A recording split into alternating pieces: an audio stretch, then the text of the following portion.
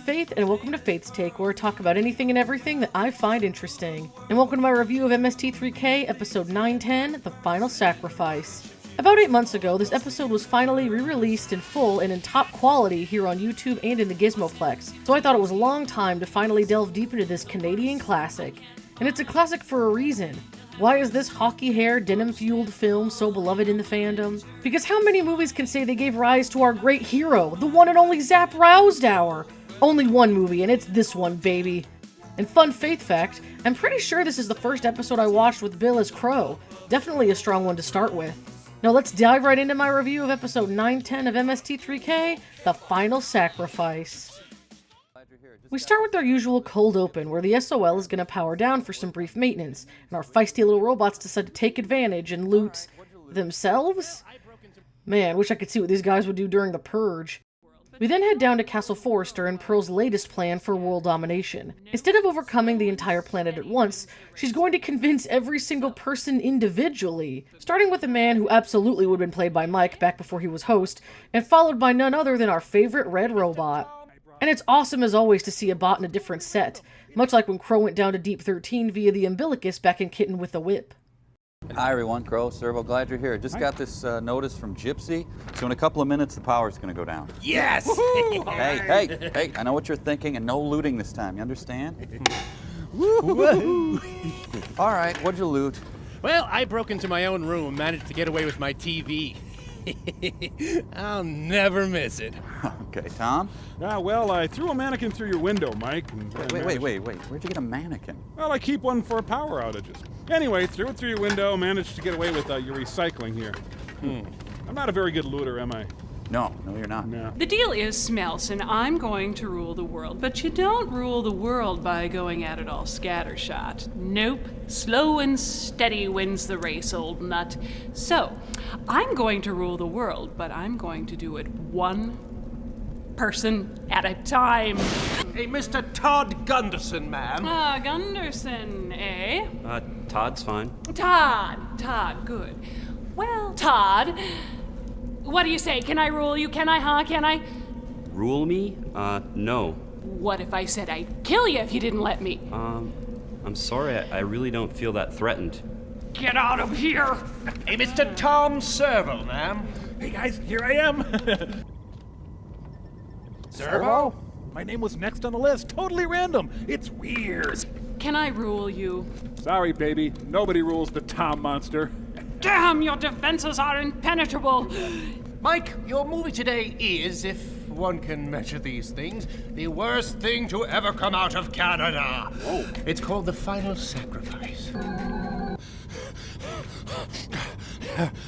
Here I am, guys. Guys? We're in the theater. Go! Come on, dummy. And with that, we enter the theater for an unforgettable entry in the seemingly endless library of cheesy movies in the MST3k legacy. We open in a snowy forest while the dorkiest cult leader of all time waits with a red-hooded thug while a small gang of their cohorts are chasing a man down toward their campfire. Once the runner is in range, he gets a bullet for his troubles. And that was the intro to our villains, ladies and gentlemen. Hope you're sufficiently terrified. After the opening credits and 7 years have passed... 7? Yup, 7. We see a lanky teenager visiting the grave of his father and scrounging in the attic for keepsakes of a time gone by. And I guess his father had a "don't open till I'm dead and buried" chest, like parents in movies always seem to have. Has anyone actually experienced that in real life? And the first thing in the dad's trunk is a framed picture of himself? Shouldn't your son, not have to wait till you're dead to have a good picture of you? And after poring over every paper in the trunk, he finds a manila folder filled with scribbles and a map with a letter implying his father and an old partner of his were on the run from the cult we saw shoot that guy 2 minutes ago. I understand everything up to the word A.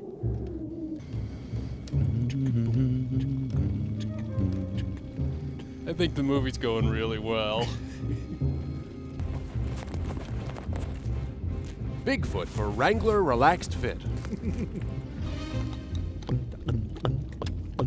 My face is warm, but my shoulders are freezing. Canadian rules football is much different. Yeah, man. I don't know, I'm just happy. Oh, he exploded before they could shoot him. Oh. Oh, come on, one more sacrifice before we go. Okay, but this is the final sacrifice. Goody. That's an anagram for direct to video. 7 years after the credits? I guess. You know what? People are just dying to get. No. Sorry. Hello, Dad. It's been a long time. I miss you. I want to know what happened to you. I died. How many geeks does it take to screw in a light bulb? How many? Well, I don't know. That's why I'm asking you.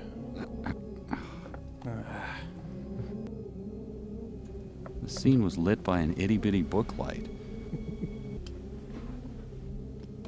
Well, if I'm going to be a ventriloquist dummy, I better learn how to live in this trunk. Larry Zonka. Oh, I'm glad I don't have any friends, because then I wouldn't be able to do this. Man, I'm 25. I hope I hit puberty soon. No wonder Dad lost his money. He invested in lemon mines. To Mike Pipper. Oh, he's a pipper. Wouldn't you like to be a... No. Man. It says, do not wrinkle. So it's near a Ponderosa steakhouse. I'm gonna color it.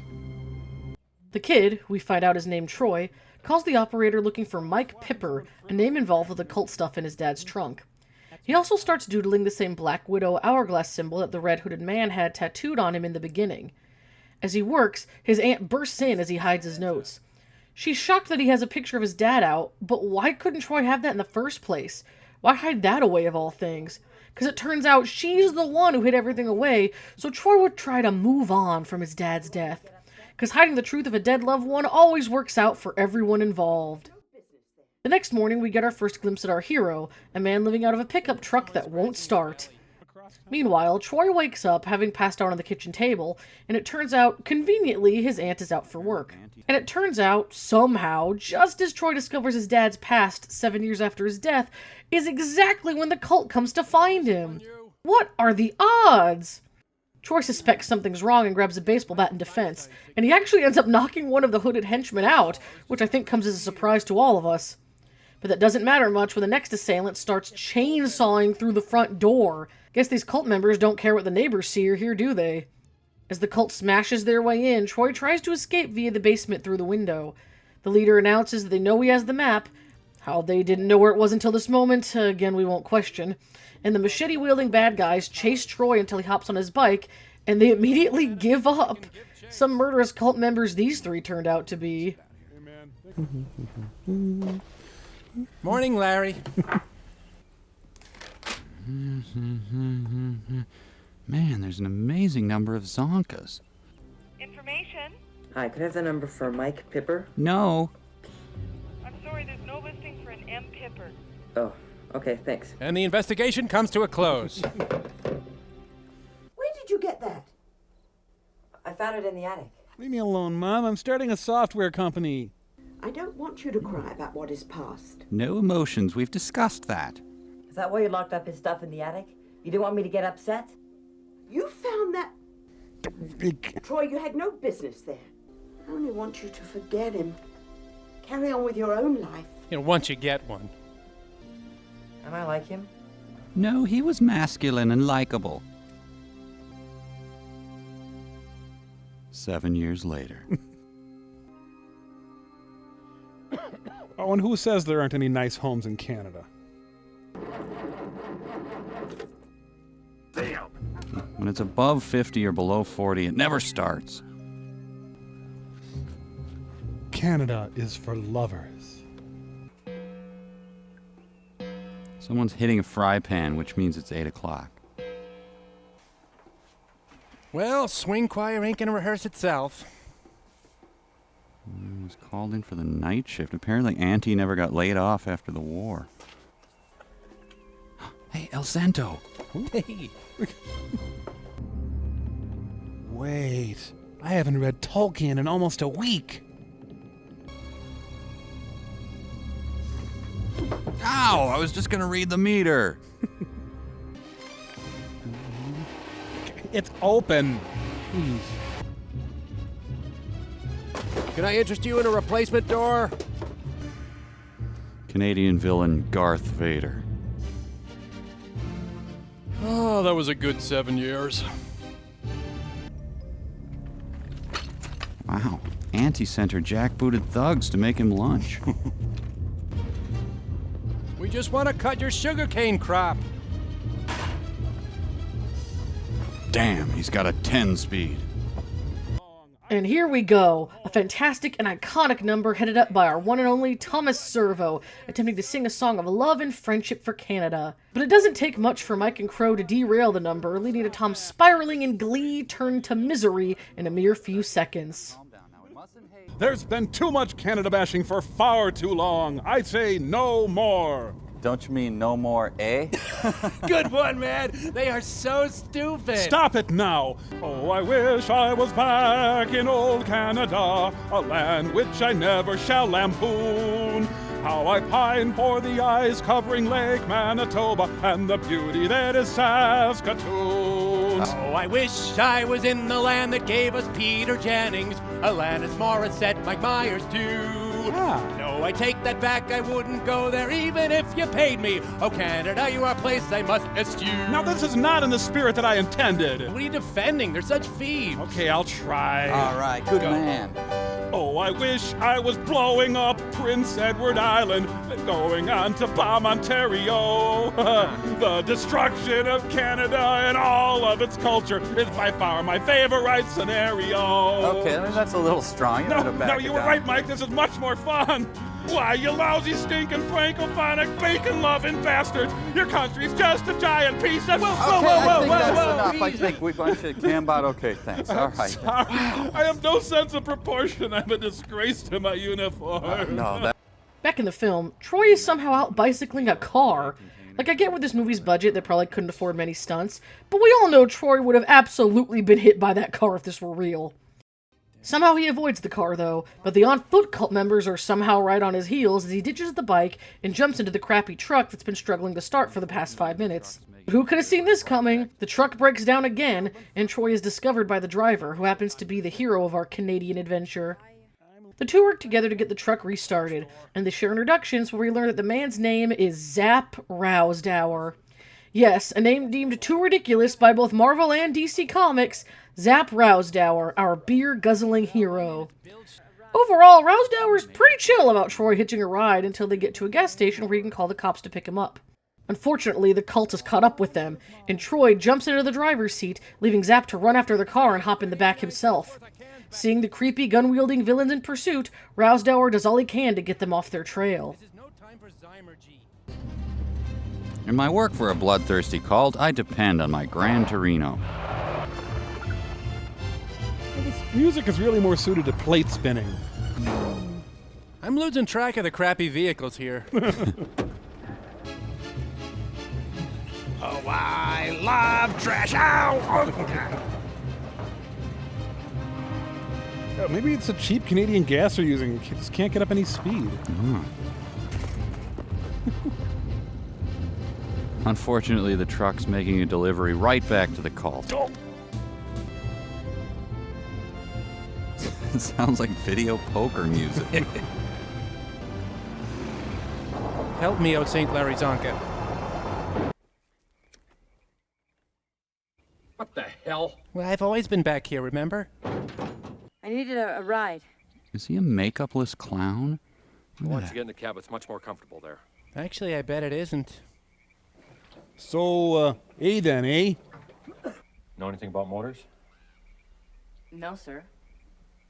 Not really. I know all the songs from Once Upon a Mattress, though. Let's have a look. Are you going to be a Mountie or a fishing guide when you grow up? I'll just pour my garbage in here. Now! Kaboom! Better check this oil here. Yep, 10W30. What's your name, laddie? Troy McGregor. I'm Rowsdower. Zap Rowsdower. Well, my name is Bill Stinkwater. Rowsdower mobile away! And together they fought crime throughout southwestern Alberta. Shoot, I'm in Canada. Operator, give me the police. And the cops pick up their Zap Rowsdower hotline. They think they're in Idaho? Hey, I've got 89 cents worth of cans back there. Zap Actionsdower. You know, he blends in. He looks like a sack of garbage. Mm-hmm.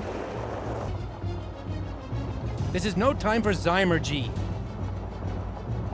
Hey, just don't shoot at me for a couple of minutes, okay? Thanks.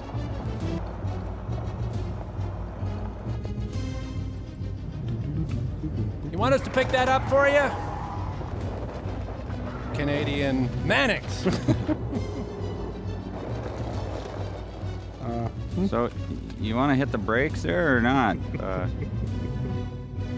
That night, the duo gathers around a campfire as Rowsdower tells Troy he's in worse trouble than he thought. He explains the cult, how they want to rule the world, and how they once ruled over the land that they're currently in. Granted, I feel like if an evil cult declared that they now ruled over Canada, the Canadians would just let them, so I don't know why this cult is trying so hard. Troy tells Rowsdower that he just wants to know why his dad died and that the map is the key, but Zap intends on taking him home first thing in the morning. But of course, the truck is busted again, so we get more of Troy trying to convince Rowsdower to give him some help with the map. When it comes to their truck, their luck runs out, as they can't get it back up and running, so they have to try and walk to the nearest town, giving the cult time to have both found a new vehicle and follow them into the woods. How do they track him back down? Much like how they suddenly knew Troy took the map out of the trunk, I don't know, and you don't get to know either. And Troy, short attention span as he has, goes to get water for the journey and immediately ditches that idea to try and follow the map. Rowsdower, I can explain. Those men were trying to kill me. Yeah, tell it to my acid-wash jeans. It's a cult. They worship blue oysters. They want to rule the world. How do you know that? I've been around, kid. And I've been a square kid. No. The race ruled this land once. They ruled this 1 acre for about a week. Nobody knew. The race... I'm taking you home in the morning. Oh, I think he's taking him home in the morning. Yeah. I was, A Chippendales dancer. a businessman. What happened? Well, I switched to beating up annoying kids with beer bottles. Wow, dreamt I was stuck with a chunky backwoods loser named Rowsdower. Ah! So you're gonna get us out of here? I'll get us out of here. Then we'll stall 50 yards down the line. Will you help me find what's behind the map?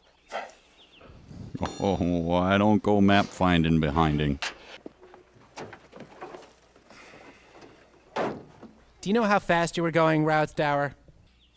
Come on, baby. Don't let me down. I won't, Rowsdower. Children and pregnant women should not watch this scene.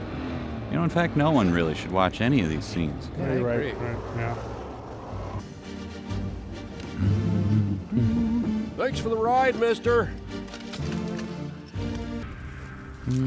Getting water for Rowsdower.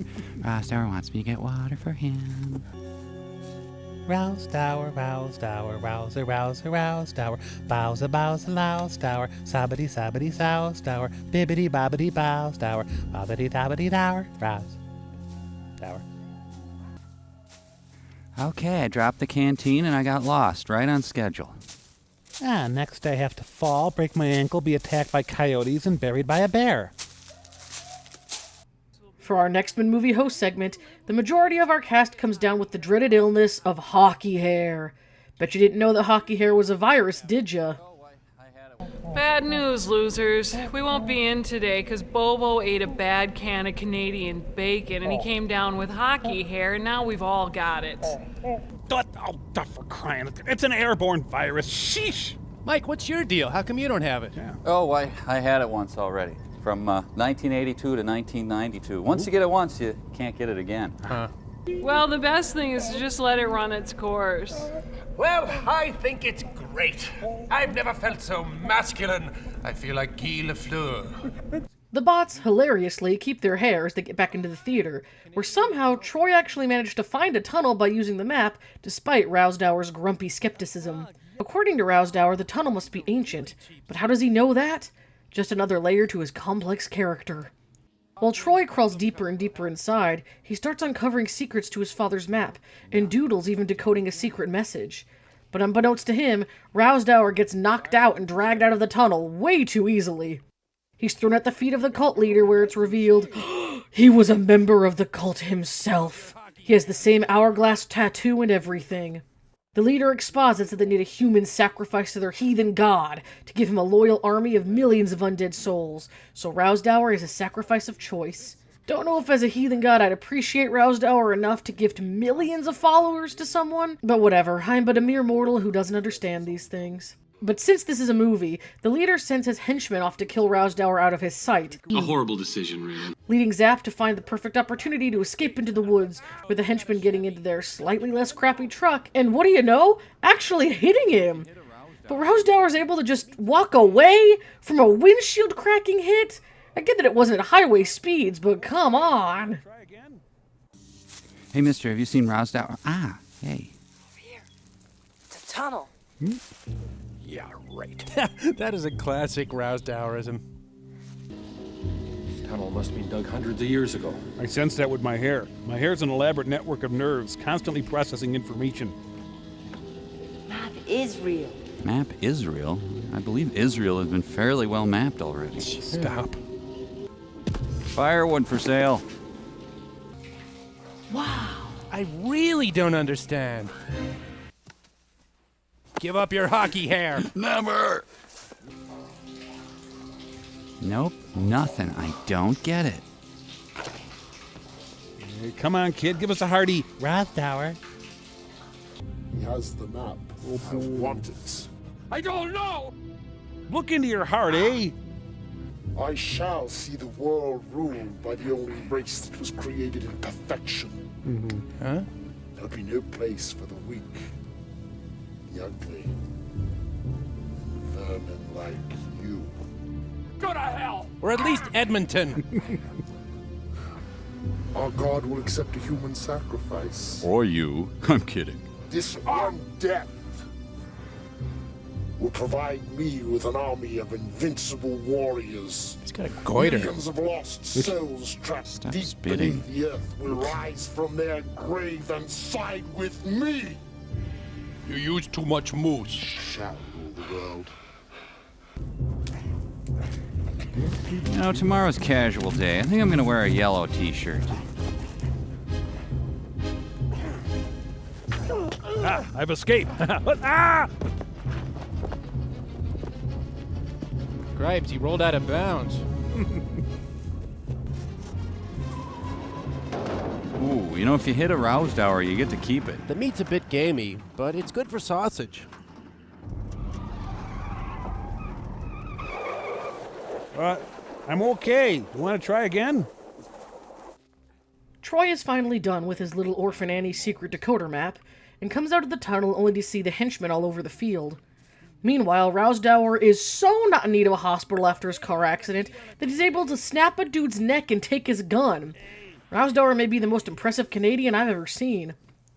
After outrunning the cult for a while, Rowsdower literally runs back into Troy, and they take a second to catch their breath after almost dying. But unfortunately for Zap, his tattoo is still showing, leading Troy to rightfully demand some answers. And I don't know who was in charge of the world building in this movie, but it's pretty damn half-baked. Rowsdower says he was having nightmares and it was the cult calling to him. But how does the leader have control over anyone's dreams exactly? Well, forget that, because it doesn't matter. Apparently, the cult found out that Rowsdower was a half-blood and threw him out. But what does that mean? Half what?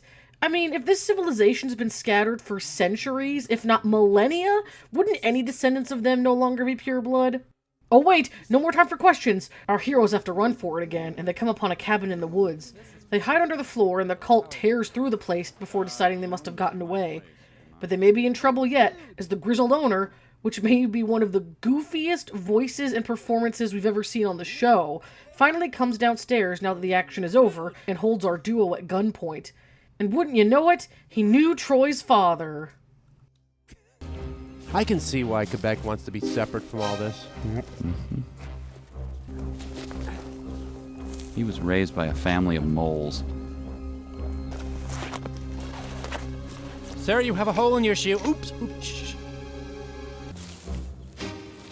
My shirt is charcoal. That's basically black. What the? Hey, I had a bead on a goose, eh? Hey.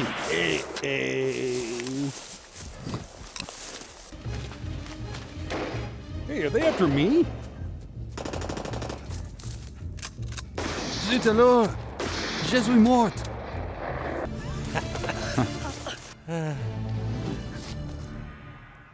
Wait, it's me! I know. Oh, this is just like when I almost missed my Teens Encounter Christ bus. You were one of them? An uncooked bratwurst with hair. It started with the nightmares. The drums. They were calling me. Wow, nobody ever calls me. Sartorius found out I was only a half-blood. Soon after he threw me out, Oh, it's just a jackalope. Rowsdower.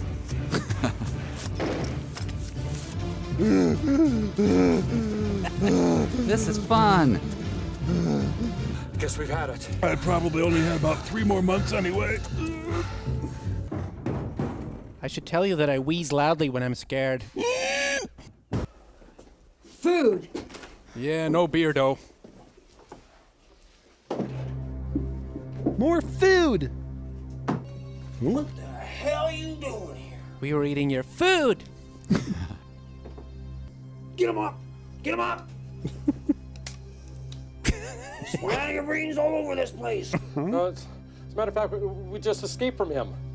Who wants that there mark doing on your shoulder there? It's a long story. McGregor, tell him I'm not. McGregor? Troy McGregor? It must hurt. Thomas's son? Yeah. Did you know him? Know him? He was delicious. It turns out the Yosemite Sam impersonator is the Mike Pipper that Troy's dad had written about in his notes. Pipper and Troy's father were archaeologists and were partnered during digs looking for artifacts and the like. The last time they'd worked together was when, you guessed it, they were researching the very lost civilization our cult is obsessed with. The cult needed the info they'd dug up, but Troy's dad refused to give it to them, which is what led to his untimely death. Pipper then goes into detail about the ancient city and describes it as an amazingly beautiful creation that would put Atlantis and El Dorado to shame. And the people were so much more advanced in science and intellect than we are now, and the children all had pet unicorns and rode over rainbows where leprechauns had pots of gold. Okay, maybe I made that last bit up. But how did such an illustrious city just disappear? Well, they've already stolen for everything else, so let's steal some lore from the Bible. The city got fearful, and instead of praying to their god, they built an idol, and their god flooded the city for a month to punish them. The ground then became so soft from the flood, the whole city was sucked underneath, because as we all know, soft dirt equals quicksand. And the cult is all that's left of their people. So again, there's not a chance in hell that a single member is a pureblood at this point, especially with no women in the cult to be seen. Anyway, while the cult leader thinks sacrificing someone to the idol will give him an army, allegedly if the idol is destroyed, the amazing civilization will be restored to its former glory. So why hasn't Pipper just destroyed it himself? Because despite the search they did years ago, he and Troy's dad found nothing. It was all just legends that a stupid cult has decided to still have faith in. Rowsdower's not comforted by this because he knows the cult will continue to kill and ruin lives before they give up. But Pipper warns Troy not to trust Rowsdower. While he may claim to not be in the cult now, he was there the night Troy's father was murdered by them. My name's Pipper. Mike Pipper. Pipper. Your dad and me were partners in archaeology. Pipper partner. We made calculations as to where the remains of their city might be located.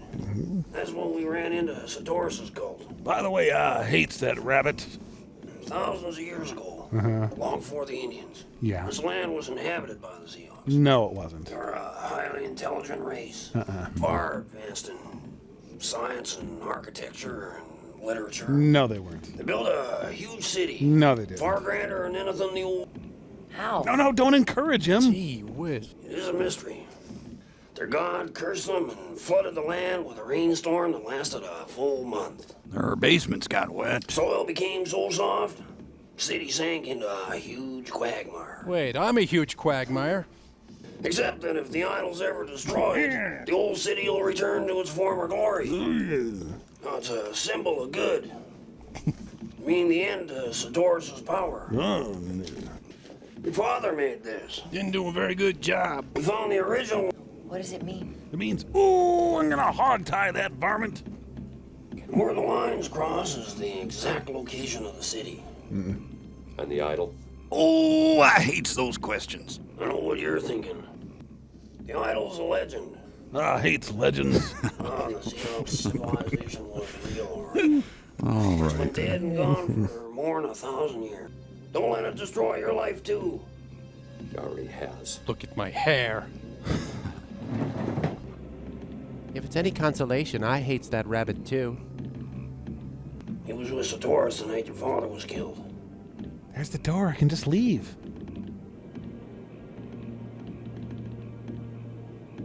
You don't mean it. Killed your father? Sounds fun, but I'm busy. For our final mid-movie segment, the bots are still infected with hockey hair, but Mike's come down with a new illness, taking after Pipper's grizzled prospector look. Much like with the bots, nothing can be done, and the infection just has to be ridden out. There's nothing we can do about hockey hair. We just have to get plenty of rest in hockey and let it take care of itself. All right. Whoa, Mike! Ah, Sheesh. Hey, guys. Mike, what happened to you? It's your hair. It's like, look. Ah! Whoa! Holy cow! Don't panic now, Mike. You've simply got a case of grizzled old prospector syndrome. Yeah, it may not even be a full-blown infection, unless you've been saying consarnate a lot. Nope, consarnate can't. Oh, dag nabbit. Oh, well, fiddlesticks. You little varmints, I guess I am hornswoggled. All right, well, wonder how I picked it up. Well, let's see. You been kissing any prospectors? Nope. Good. Hold on, wait a minute. No, I haven't. No. Oh. No, you know what? That was a surly truck farmer. Darn fine kisser, though. For our final trip to the theater, Mike and the bots have, sadly for us, overcome their hair-related illnesses, but Troy is in worse shape. Rowsdower intends to take him home in the morning now that they know his father's work was only about a legend. But Troy won't even talk to Rowsdower in case he offed his father, and I can't blame him for that. The cult leader somehow is able to send Rowsdower more nightmares, which we are privy to. He's making him remember the day he was branded by the cult with their symbol, seemingly against his will, and he wakes up screaming. But when he looks around, he finds that Troy has been abducted by the cult. But why and how did neither Rowsdower or Pipper hear them? Again, why do we bother questioning this? We know we'll have no answers. They take Troy and the map to the supposed site of their long-gone civilization, while Rowsdower saddles up on Pipper's horse to save him. Our cult leader taunts Troy per movie villain code, and implies that Rowsdower is indeed the man who put the bullet into his father 7 years ago. It's not true. That's impossible. Somewhere between leaving Pipper's and getting to Troy, Rowsdower ends up off of the horse and running on foot away from the cult creeps. And after some action, both Rowsdower and the fiends are left climbing up the side of the cliff to get to the final sacrifice site. I'm taking you home tomorrow. I know Mom and Dad will just love you. Troy? Man, you kill one guy's dad. I wonder if there's beer on the sun. Have a drink on me, Tattoo.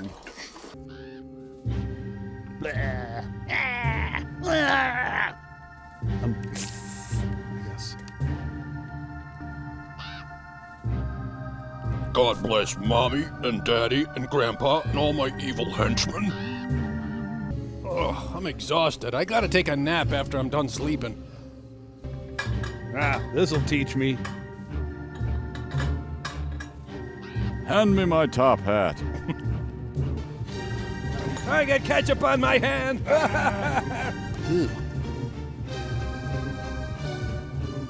Well, I'm not hiring these guys to do my nipple piercing. I forgot the liquor stores close at 8. Had a hard time saddling up the missus today. The lone Rowsdower. Oh, goody, you're gonna ride back here with me. You guys know any camp songs? My glee club will be looking for me. He'll be here. Stop you. You pussies make me laugh. You are so much like your father. Bright. Stubborn. Well, stubborn anyway. And in... Who killed my father? Why don't you ask your friend when he arrives? Haha, the joke's on you. I don't have any friends. Oh, I shot right in between them. I got confused. Oh, Michel, Thierry, help me! Hey, it turns out to be Mount Pinatubo. They all fall in the end. Bye. No, you don't, Junior. Get in here. Oh. Rowsdower, by what must have been the grace of God himself, miraculously makes it up the hill first, and he gives Troy a knife to release himself from the sacrificial stake in the ground while he confronts the cult leader. And of course, because you can never trust what a cult leader says, it's revealed that the leader killed Troy's father and kicked Rowsdower out for not doing it himself. He only left Rowsdower alive so he would be able to live with the guilt of being in the cult to begin with and not being able to save Troy's dad. Guilt. Thankfully, Troy, being mere feet away, hears all of this and can now trust his new best friend once again. Troy gets himself free as soon as Rowsdower's getting his ass handed to him, and before the killing blow can land, Troy shoots the leader from behind. The leader stumbles toward him, trying to go on another tirade, before suddenly falling to the ground and being engulfed in flames. Troy and Rowsdower get up, and as they're about to leave the field, the papier-mâché statue of the idol just kinda gives up and topples to the ground.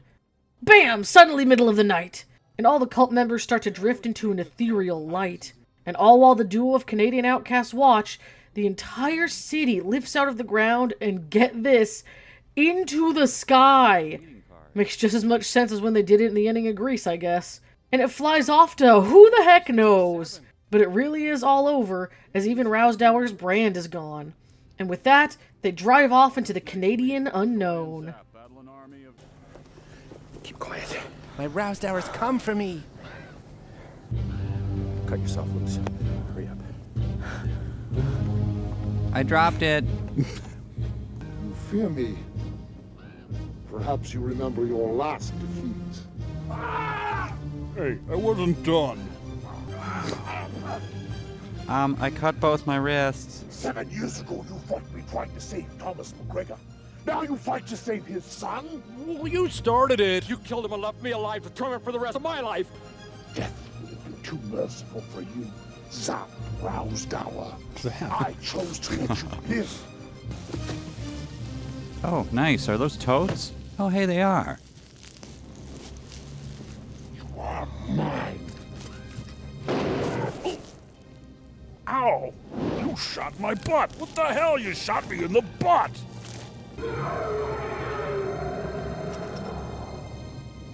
So, Mike, most humans, when you shoot them in the butt, they burst into flames? Well, I don't know. Huh? Can we try it? Turn around. Yeah, come on. No. Stay with me, Troy, and I'll guide you in the ways of alcohol, cigarettes, and meat. Well, it was a pretty good cult, but hockey season's starting and all. Hey, I'm in a snowmobile club with that one guy. Rowsdower. A whole nother city to fail in. Well, son of a buck, that just flew up there. Look, it is your destiny. He's gonna turn into a werewolf. Hey, the Neosporin really worked. My drinking arm's healed! Well, heck, I can't believe the ancient city kicked us out already. Oh, baby, Rowsdower saves us and saves all the world. Ooh. He comes to save the day in a broken truck. With a stinky denim jacket on his back. He couldn't help this movie, which really sucked. But at least we didn't have to see him play a hacky sack. What? I'm sorry, I panicked. But wake up, this is important to me, damn it. Well, I'll try to do better. Okay, shh, here it comes. Listen. Rowsdower saves us and saves all the world. Rowsdower No, Mike, that section's over, you non-musical mook. To close us out, our favorite little robots have started a cult of their own, but despite the guttural voices, maybe it's not as bad as it seems. And Pearl tries once more to rule the world one person's will at a time. You guys didn't take and go and start a cult, did you? A cult? A cult? No, of course not. That is the most absurd thing. Well, yeah, we did. Yeah, you want to join?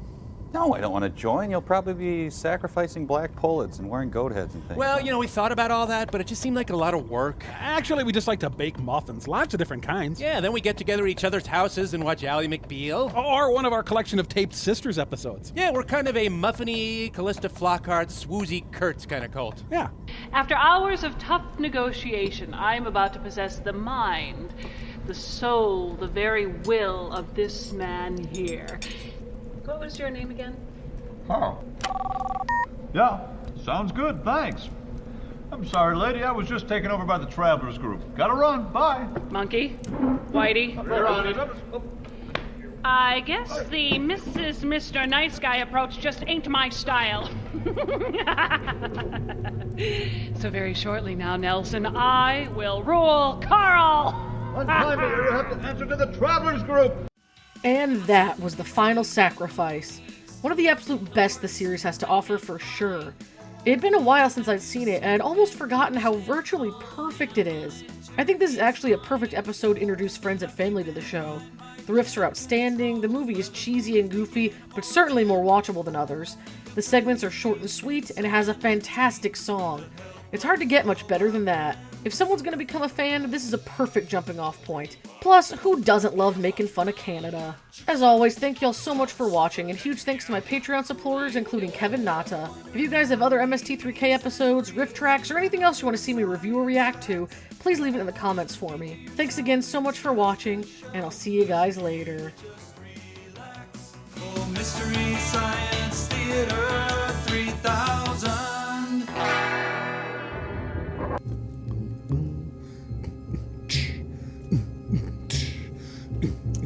You got mud on your face, you big disgrace, shoving those sandwiches into your face, singing, we will, Rowsdower.